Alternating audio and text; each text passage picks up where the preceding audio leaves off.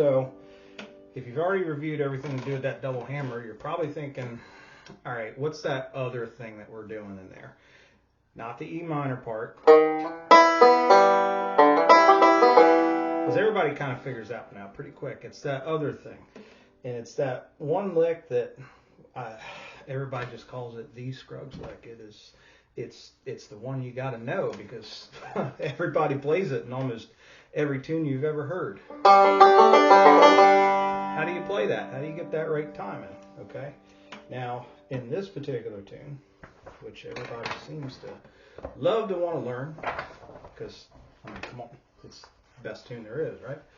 So, if you look here, all right, now I can count this Scruggs Lick right after the E minor. There it is. There's 1, 2, 3, 4, 5 times you're going to play it in that first, or part A, I guess.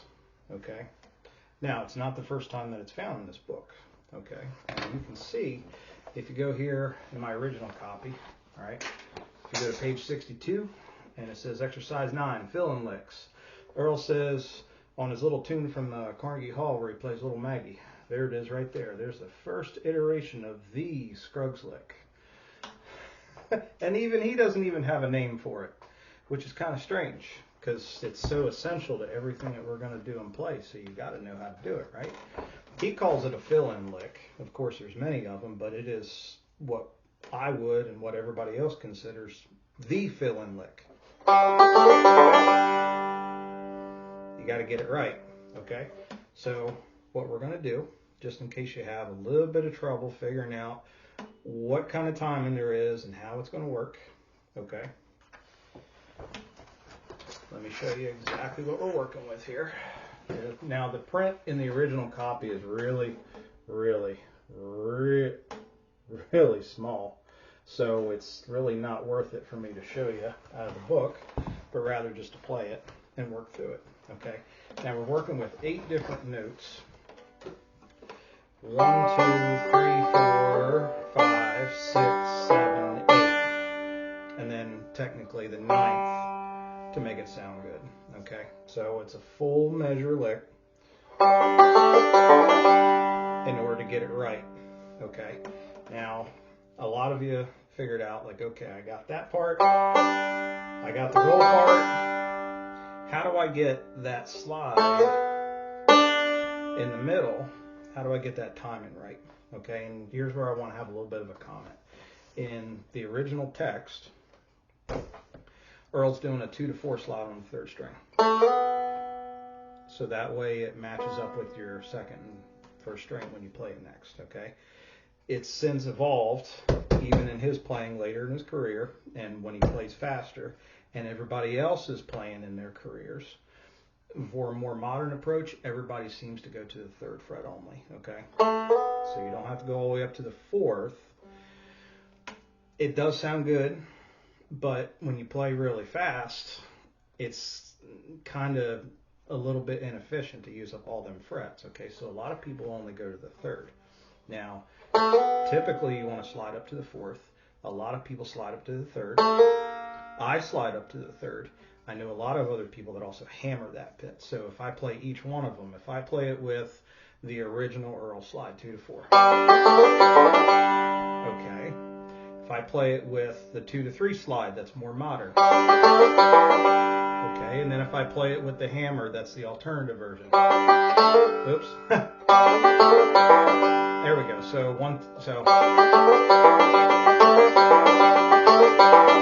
they all sound exactly the same. And when you play them up to speed, you really can't tell the difference. You can pretty much just watch the picker's hand and you can figure out what they're doing. And that's as it gets lost in all the notes, okay? So do what you feel comfortable. Most everybody has evolved to 2 to 3 slide. Okay? So that takes care of that business. That seems to be one of the big obstacles. Now the next bit is, how are you supposed to memorize an 8-note lick? We do it in a way that's called chunking, okay? And I want to tell you what my chunks are. So for me, there's 3 different chunks. And what you're going to have is you're going to have thumb in the middle in the first chunk. In my vocabulary, I've always called that a drop thumb. So it's just 2 notes, thumb, middle, third and first string. There's my first chunk.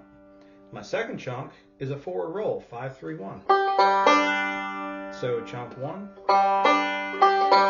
chunk 2, okay? The third chunk in my vocabulary is what I've always called a hitch. I don't know if there's a word for it, if there's a name, what other teachers or other pickers might say. But what's going to happen is your first finger is going to come in on the third string. It's going to play open. Your thumb, fourth string, second fret, and then your middle, first string. For some reason, I don't know, I've always called it a hitch. I was thinking about this the other day. Why do I call that a hitch? And the only thing that I can possibly think of is that when you get you gotta get like a rolling rhythm in your right hand. You pickers know what I'm talking about. For me, like digging up and playing just that little down bump hitch, whatever you want to call it, it kind of feels like you're tying a knot in a fishing line. That's what always worked for me. So I've always called it a hitch. Okay, so finger third, thumb fourth, middle first, and there's your third chunk. Okay, so chunk number 1, chunk number 2, chunk number 3, thumb on the third to finish it. So there's 1, 2, 3, 4, 5, 6, 7, 8, 9. 1, 2, 3, 4, 5, 6, 7, 8, 9. Now, if you want to be efficient about it, that is actually a lick on itself, because you're probably thinking, well, what just happened with that slide? Well, actually, right after it is that same very thing without a slide right there. So right in the beginning is the Scruggs Lick. Right after it is the same exact right hand pattern without the slide. Okay, so the way that sounds, it's the same exact 2 patterns. Okay, one has a slide, one doesn't. Same right hand pattern.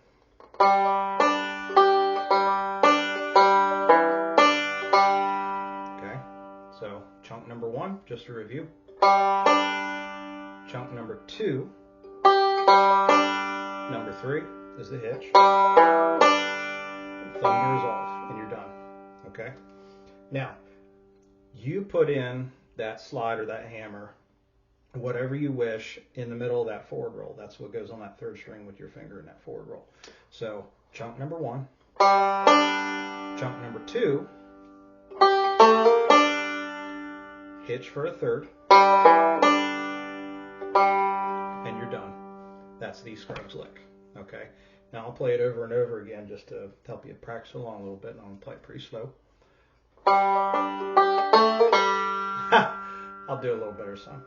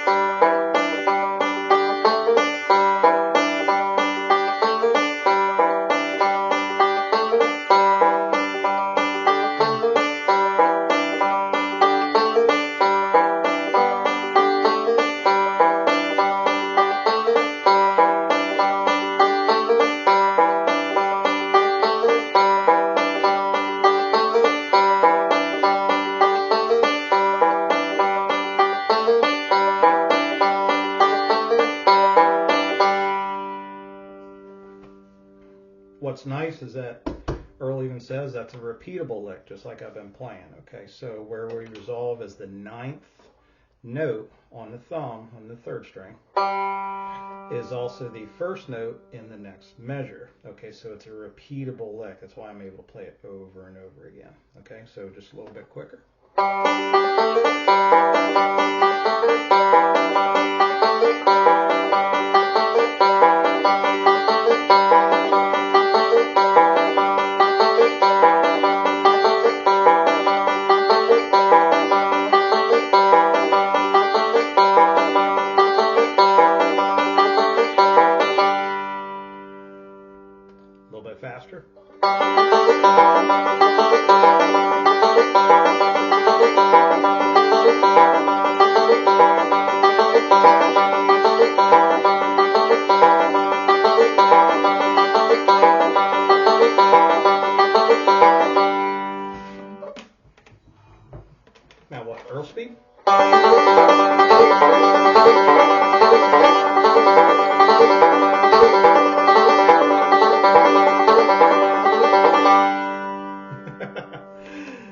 hard to get that